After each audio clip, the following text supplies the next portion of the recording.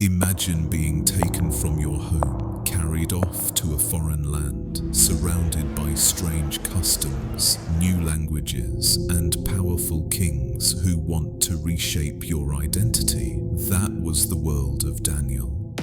And yet, through courage, wisdom, and faith, Daniel's life became one of the most remarkable stories in the Bible. Daniel was an Israelite living in Babylon. He had been taken from his homeland as a young man, but even in a foreign land, he remained faithful to the God of heaven. Daniel was wise, honest, and trustworthy.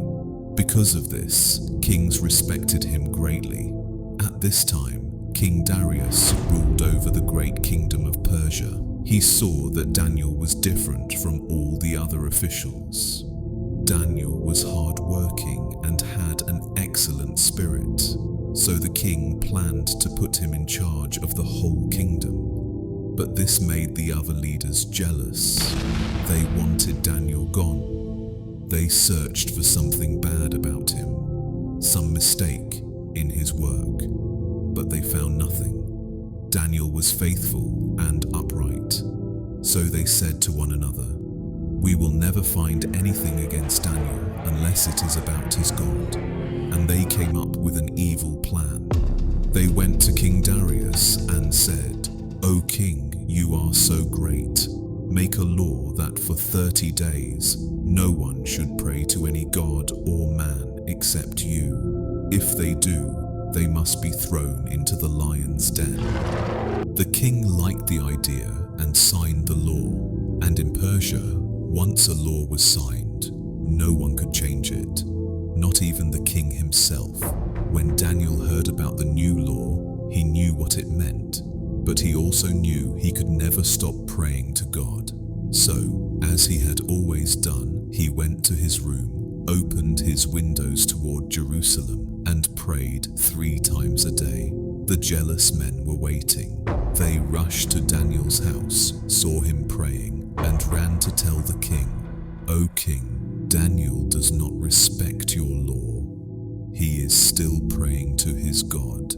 The king was very troubled. He liked Daniel and did not want to harm him. All day he tried to find a way to save him, but there was no escape. The law could not be changed. Finally, the king gave the order. Daniel was brought to the lion's den.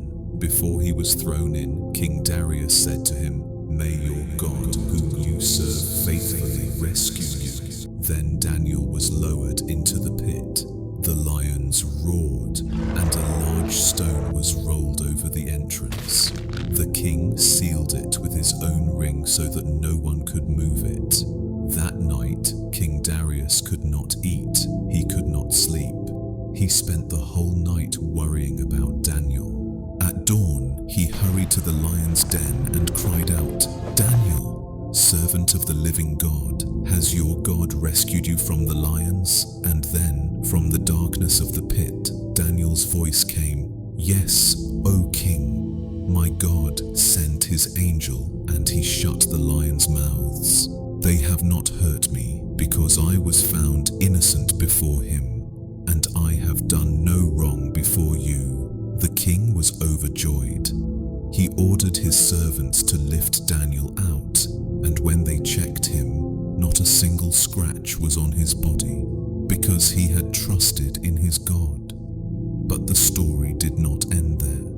The king then commanded that the men who had falsely accused Daniel be thrown into the lion's den themselves. And before they even reached the bottom, the lions attacked them. After this, King Darius sent a message to all the nations in his kingdom. Everyone must fear and respect the God of Daniel, for he is the living God. His kingdom will never end, and he saves and rescues his people. And Daniel continued to prosper in the land because he trusted in God. That is the story of Daniel in the lion's den, a young man taken from his home, yet who became a shining light in a dark world. His life teaches us to be courageous, to trust God completely, and to know that even in the lion's den, We are never alone.